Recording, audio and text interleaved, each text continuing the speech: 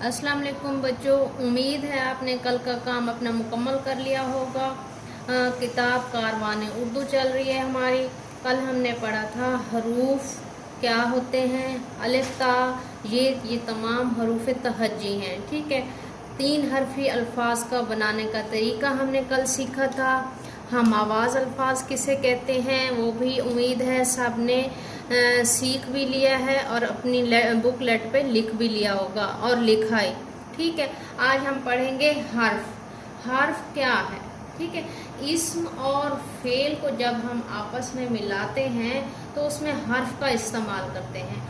इस्म और फेल में अगर हर्फ को हम ऐड नहीं करते तो वो हमारा जुमला नामुकम्मल हो जाता है। ठीक है, वो हर्फ, वो कलमा जो इस्म और फेल को आपस में मिलाता है हर्फ कहलाता है। मसलन मैं आपको बताती हूँ कि फहद ने पानी पिया।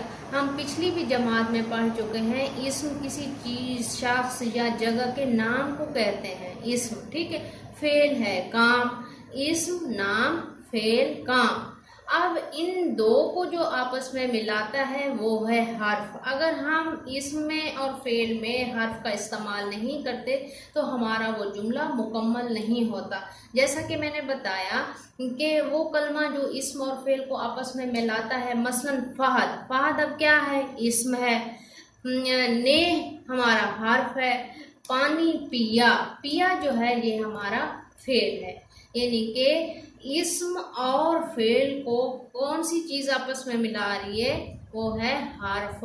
अगर हम यही हर्फ नहीं लिखते तो हमारा जुमला मुकम्मल नहीं होता। फहद पानी पिया, अब कोई समझ नहीं आ रही, जुमला तरतीब से नहीं बन पा रहा, तो हम हर्फ का इस्तेमाल लाजमी करेंगे। ठीक है, जब भी कोई जुमला लिखेंगे अगर उसमें हम हर्फ का इस्तेमाल नहीं करते तो वो हमारा जुमला नामुकम्मल होता है। ठीक है, अब आगे चलते हैं। जुमला क्या है? जुमला की तारीफ पढ़ते हैं। जुमले का मतलब ये है कि बामानी अल्फाज का मजमुआ जो है, जो बआसानी से समझ आ जाए, उसको जुमला कहते हैं। यानी कि अल्फाज का ऐसा मजमुआ जब हम उसको तरतीब दें तो उसका मतलब, उसका मायने बआसानी से समझ आ जाए। अब यहाँ पे मैंने एक सवाल दिया है आपको, अल्फाज को मुनासिब तरतीब देकर जुमला मुकम्मल करें। अब देखिए यहाँ पे ये लफ्ज़ है, आप गए थे कहाँ। यानी कि ये जुमला जो है, ये जुमला हम इसे नहीं कह सकते, ये तो सिर्फ अल्फाज ही इनको कह सकते हैं। जुमला ये हम नहीं कह सकते क्योंकि इसकी तरतीब दुरुस्त नहीं है, इसका मायने और मफहूम भी सही समझ नहीं आ रहा। और जब हम इन अल्फाज को एक मुनासिब तरतीब से लिखेंगे तो एक मुकम्मल जुमला हमारी समझ में आएगा। ठीक है, अब हम लिखते हैं, इसी ही जुमले को लिखते हैं, आप कहाँ गए थे। अब देखिए ये सीधी सी बात समझ में भी आ रही है, एक पूरा जुमला हमारी समझ में आ रहा है क्योंकि हमने इसे मुकम्मल तरतीब दे दी है। ये सवालिया जुमला है क्योंकि पूछा जा रहा है तो हम आखिर पे सवालिया निशान लगाएंगे।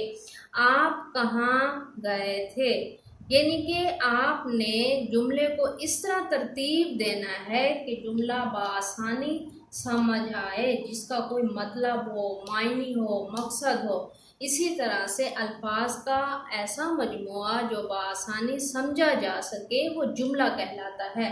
बच्चों, आज के काम में मैं आपको बताऊंगी कि आपने आज का काम क्या करना है।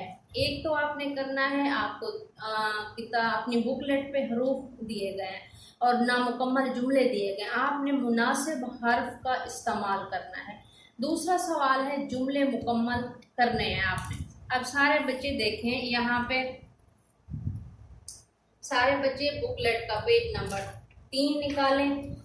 का, की, के, को का इस्तेमाल करें। ये तमाम जो है हर्फ हैं।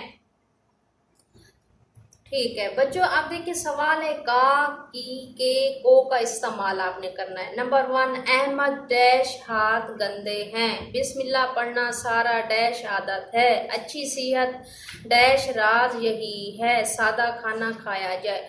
नंबर 4, खुराक डैश खूब चबा चबा कर खाओ। कायदे आजम डैश असल नाम मोहम्मद अली जना है। सारा स्कूल डैश का करती है। यहाँ पे फिल मैंने कर दिया है, आप इसको देख लीजिए। अगस्त डैश महीने में बहुत गर्मी होती है। अहमद डैश दोस्त डैश पहला इनाम मिला। दादी डैश दवाई कहाँ है। माली पौधों डैश पानी देता है। मेरे घर डैश पास एक खूबसूरत बाग है। ये चचा असलम की दुकान है। देखो मैंने सॉल्व कर दिया ताकि आपको समझ आए। मोहसिन डैश भूख लगी है। सारा डैश बहुत तेज बुखार है। उमर अबू डैश साथ कहाँ गया था। दूसरा आज का सवाल, तरतीब से जुमले बताने। आपने बहुत डर लगा पहले तो उन्हें, आपने यहाँ इसकी तरतीब दुरुस्त करनी है और जुमले को मुकम्मल करना है।